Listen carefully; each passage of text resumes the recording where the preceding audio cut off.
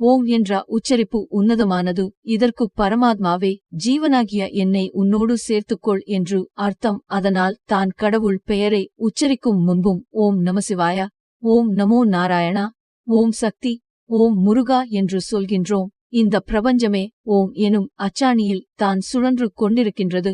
எனவே ஓம் என்று சொல்ல சொல்ல பஞ்சபுத சக்திகளும் உடலில் ஊடுருவி மின்சக்தி, காந்த சக்தியை உருவாக்குகிறது.